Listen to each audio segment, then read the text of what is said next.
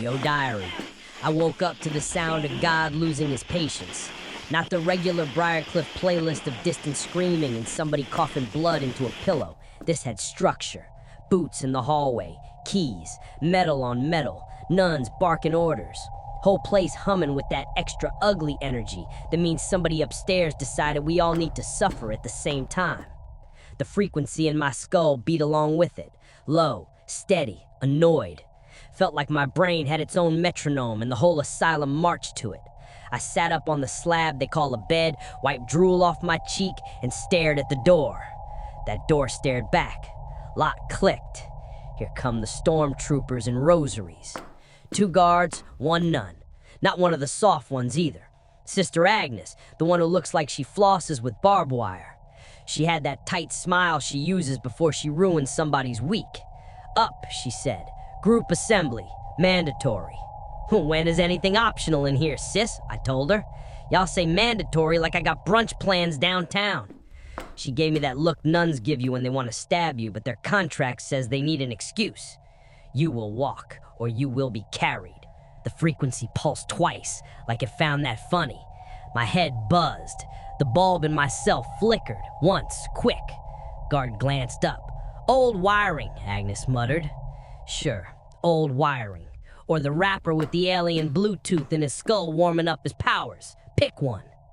I shuffled out in the dirty jumpsuit, bare feet on cold stone, wrists loose in front of me.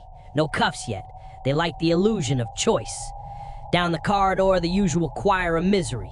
Doors cracking open, patients herded out, some wide awake, some still half sedated, some already crying for crimes they have not heard about yet. The whole ward funneled toward the big common hall. They used that space for recreation and mass humiliation, just changed the props. Today, the props were new. Hoses. 4 of them coiled by the wall. Thick rubber snakes hooked to shiny spigots. Buckets, metal chairs lined up in rows. Some chairs had leather straps waiting on the armrests and ankles. A crate of black canvas hoods in the corner. Bible stacked on a folding table next to a big jug labeled holy water in sloppy marker. If God signed that jug, they forged his signature. At the front stood Sister Jude, habit sharp, eye sharper, Bible already in hand. She had the posture of a woman about to conduct an orchestra of pain. Dr. Arden hovered off to the side, hands behind his back, lips twisted into that fake academic smile he uses when he tests new ways to break a person while calling it medicine. I clocked them both. Yeah, I muttered under my breath. Today gonna get real educational. They packed us in, dozens of us. Bernard, the presidential possession trio, Raven with the half-lidded eyes and permanent smirk, Stan hunched in the back trying to stay invisible even with a metal tracker in his neck. A couple of new faces with fresh admission tags, still confused enough to hope this place has rules. Spoiler, it does. None of them are for us. Guards barked orders. Against the wall. Eyes front. No talking. So obviously I talked, low but still. Yo, Bernard, I whispered. Which president ordered this one, you think? Feels very Nixon. He shook, nervous laugh stuck in his throat. This is Hoover energy, he hissed back. Or maybe Wilson, the re-education vibes. You wild for knowing that, I said. A guard cracked his baton against the wall next to my head. Quiet! The frequency flared. His baton vibrated for a half second against the stone, tiny tremor I felt in my teeth. He jerked his hand back like the thing bit him. Old wiring, I thought. Sister Jude lifted her hand. Silence sucked the air out of the room. Even the coughers paused, like their lungs got the memo. My children, she started. Here we go, sermon time. Briarcliff has been infected. She let that hang. She knew how to work a room. She just used it for evil. There is sin loose among you, rebellion, blasphemy, corruption of the weak by the arrogant. Some of you, her eyes brushed past me, then came right back and stayed, have taken your sickness and turned it into a banner. You mock God, you mock authority, you sow discord, you invite the devil to dance in these halls. If the devil was dancing in here, he needed to fire his DJ. She snapped the Bible open, Read some verse about purification, fire, brimstone, all the usual content. Her voice filled the hall, low and heavy, rolling through us. The frequency in my head caught it. Every word hit the implant and bounced back distorted.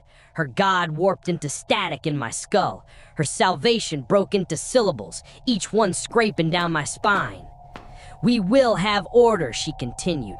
We will have obedience. We will have purity.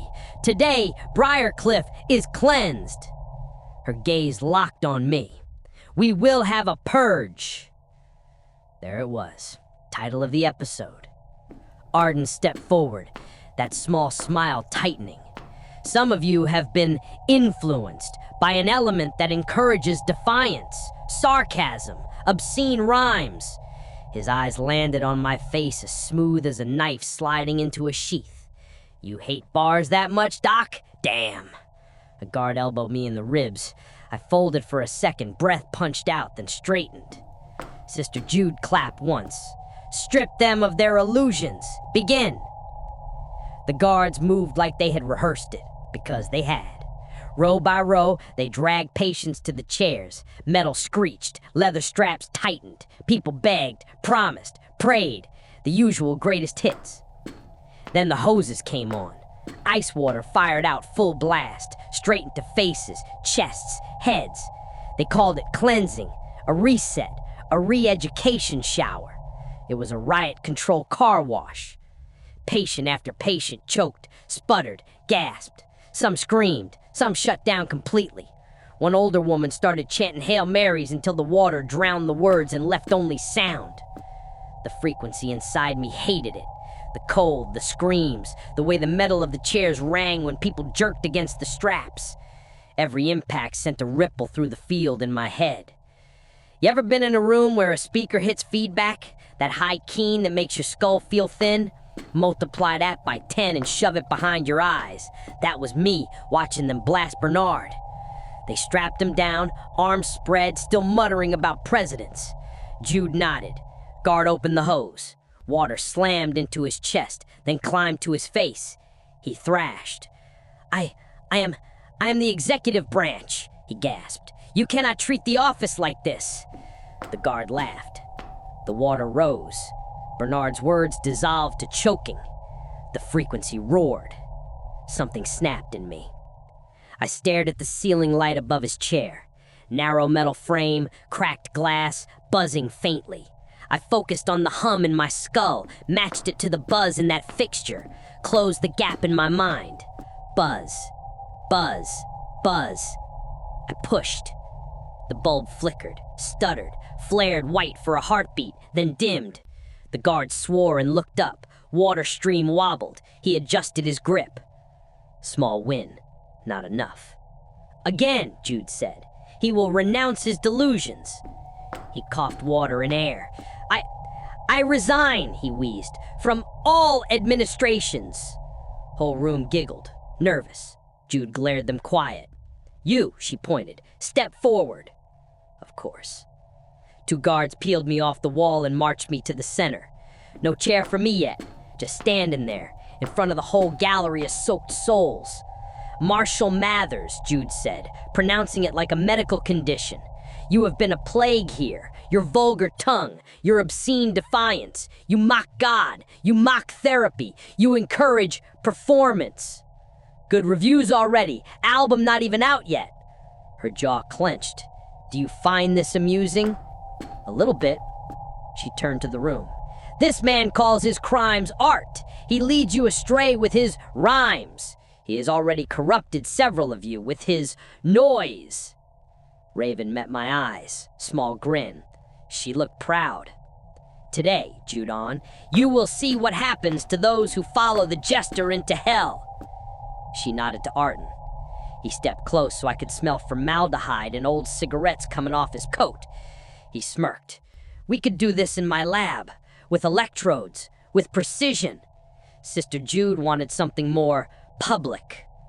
And you said yes because you love an audience. You the only dude I know who gets a hard-on from clipboards. He smirked. Restrain him. They shoved me into one of the emptier chairs. The metal was freezing. The straps bit into my wrists and ankles. One strap tightened across my chest so tight my ribs protested. Jude walked around behind me. I heard water hiss as a hose primed. "Today, you will repent," she said. "You will confess. You will surrender your tongue to God." I took a breath, felt the frequency coil up my spine, nest at the base of my skull, then spread into the chair. The metal hummed. My fingertips tingled where they brushed steel under the leather. I looked at the room, at Bernard, dripping and shivering, at Raven, eyes almost glowing with interest, at Stan, pale, hand subconsciously on the back of his neck where the tracker sat. I lifted my chin. "Yo," I said, voice rough but steady. "Let me spit one last time then, for the crowd."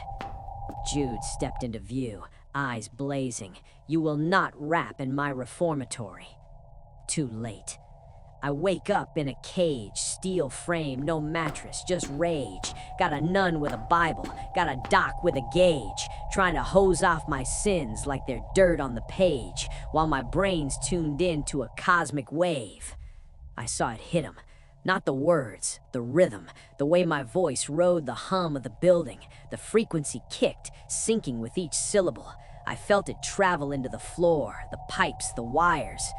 Y'all baptized with ice, call it holy and clean, but your God taking notes on a blackout screen. Every scream in this hall is a part of my stream. I'm the static in your sermon and the glitch in your machine.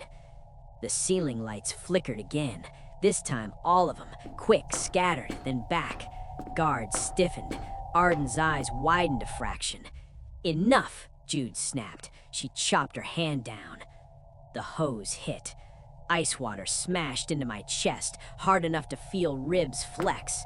I bit down on my tongue, copper blooming in my mouth.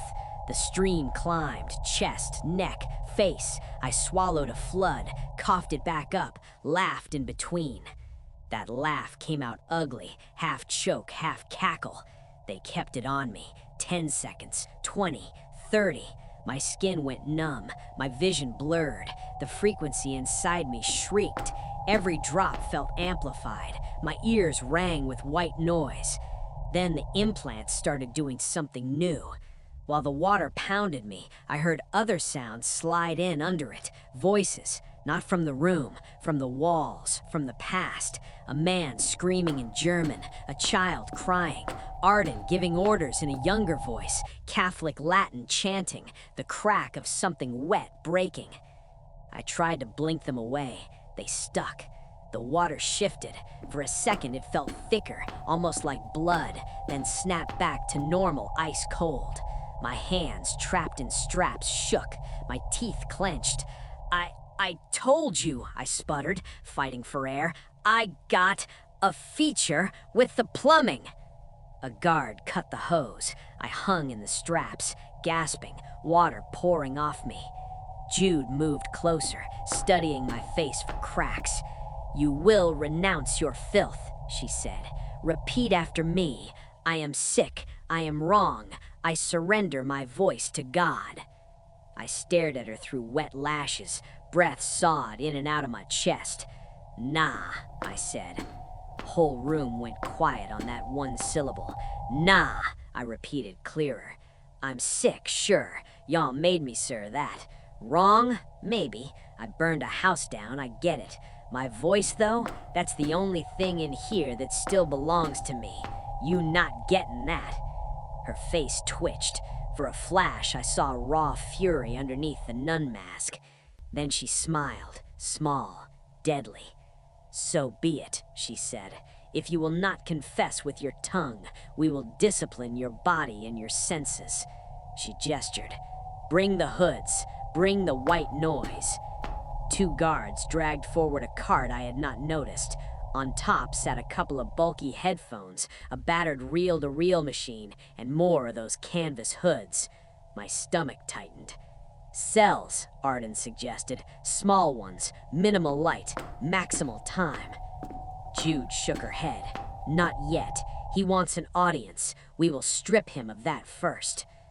They unstrapped me, yanked me to my feet. Knees wobbled. I stayed standing, barely. Canvas dropped over my head. Instant blackout. The stench of old sweat and bleach hit my nose. Fabric stuck to my wet skin. Hands shoved the headphones over the hood. Everything pressed in. The world shrank to heat and pressure and my own breath. Then the reel-to-reel started. White noise poured into my ears.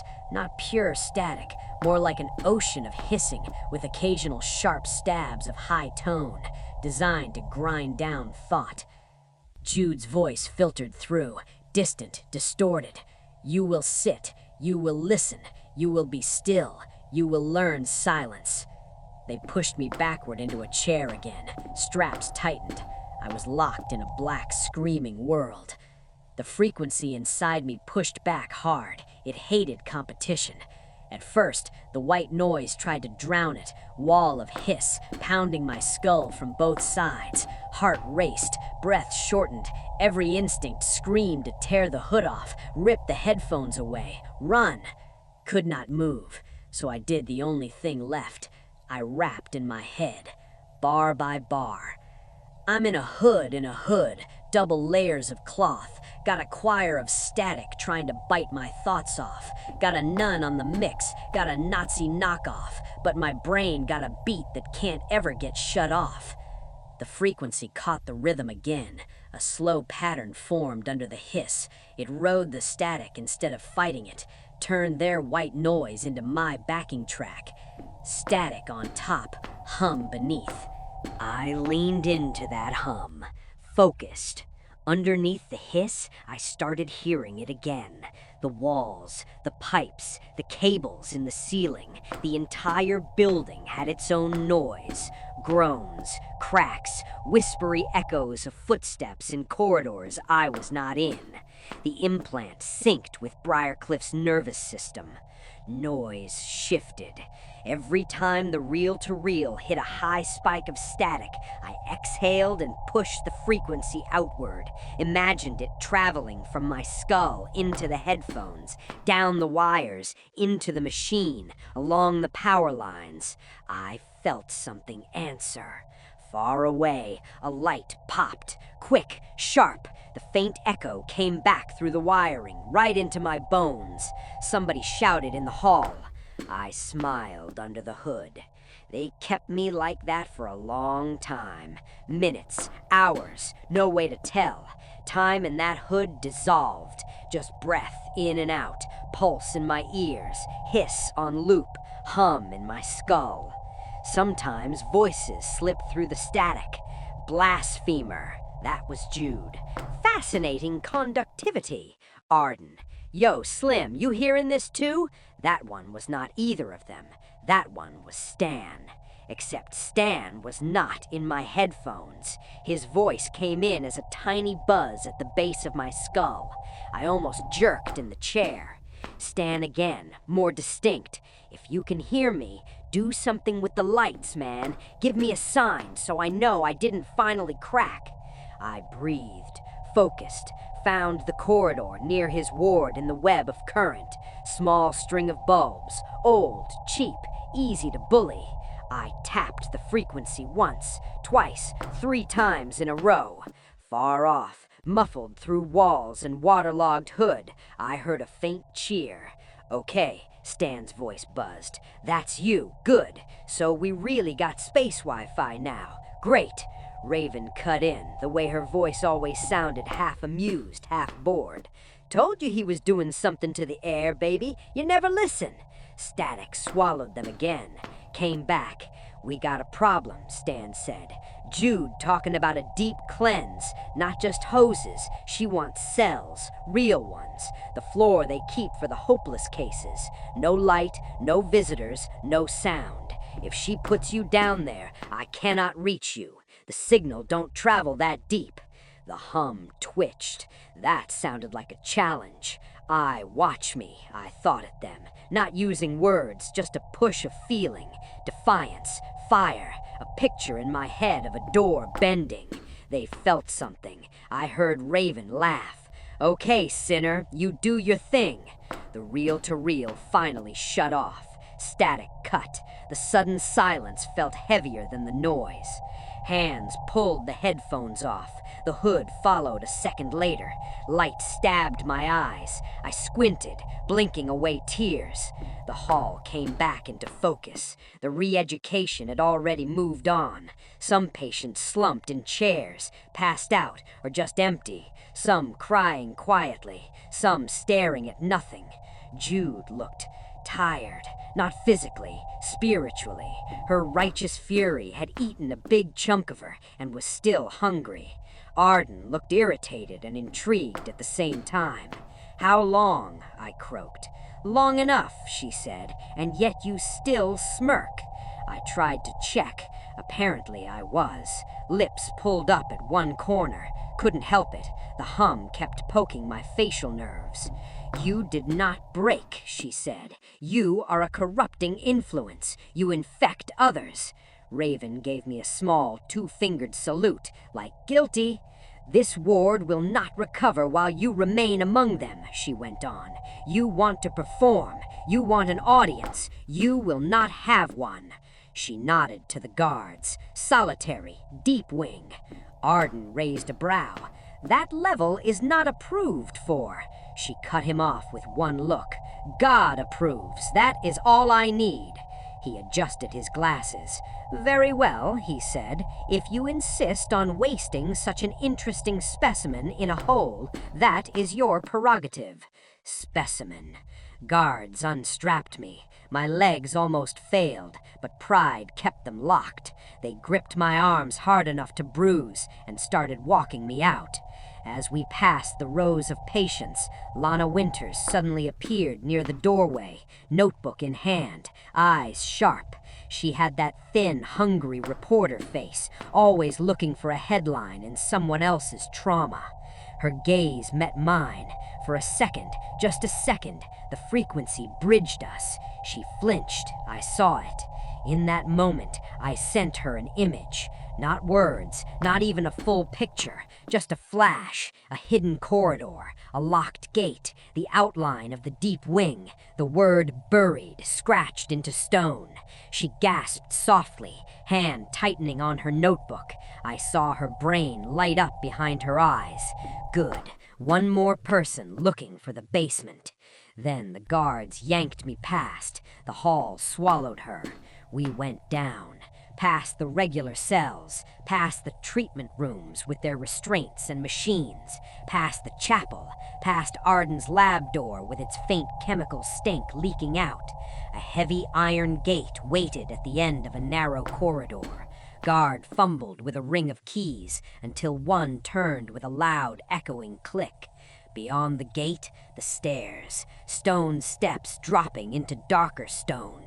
No sound from below, no draft, just a pit that ate noise. The frequency hummed low, cautious, curious. As we descended, the overhead lights got further apart, shadows lengthened. My breath steamed in front of me. Air grew colder, thicker, full of dust and old suffering. "Deep wing," one guard muttered. "Hate this place." The other snorted. "You superstitious now? You do not feel it." "Feel what?" I knew what he meant. The weight, the way the very walls seemed to listen. The hum of the building turned from nervous chatter to a low, constant murmur here. They reached a narrow hallway with thick doors, not bars, solid steel with small slits at eye level and food slots at the bottom. No windows, no light from inside. One door near the end already had scratches around the handle, brown stains along the bottom edge. Nobody asked what that was. "This one," a guard said. He opened it.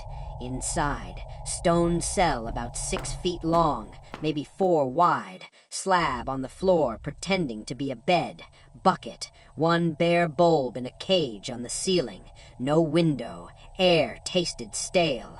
"Home sweet home," I said. Voice came back to me fast, like the cell already memorized it. They shoved me in, removed the cuffs, backed out quick. The door shut. The lock turned with a heavy final clunk that landed right in my chest. Footsteps retreated, gate above creaked, then nothing. Silence moved in. The bulb buzzed faintly. That was it. I stood there, dripping, alone, every nerve twitching from cold, pain, and leftover static. Then the frequency stretched. Up there in the main wards, it had to fight with noise, screaming, sermons, machines, footsteps, arguments, prayers. Here, none of that, just stone and old echoes. In that emptiness, the hum grew, filled the space. I sat on the slab, back against the wall, closed my eyes, let it come. At first, it felt like tinnitus cranked up, high ring, low rumble, somewhere between. Then I realized it was not random. It pulsed, patterns. Every time my heart beat, the hum responded. Every exhale, it shifted. I matched my breathing to it, slow, deliberate. In, out. The bulb above me flickered once, twice. "Yo," I said into the empty room. "We alone now, just me in the building. What you got for me?" No reply in words. Instead, the wall behind my back went colder. The stone vibrated, tiny, almost imperceptible. A pressure pushed through it into my spine, like something wondered what I was. I did not move away. "Get comfortable," I told whatever it was. Jude wanted me quiet. She just locked me in a studio. My skull tingled. Images swam at the edge of sight, even with my eyes closed. Corridors I had never walked. Doors I had never opened. Shapes that were not quite human, moving in rooms that were not lit by bulbs. The hum rose, then leveled out. Upstairs, they thought they had buried the problem. Down here, they just plugged me straight into the mainframe. I smiled in the dark. Teeth chattered, sure, but the smile stayed. Session 1 of Deep Wing started. Next track plays soon.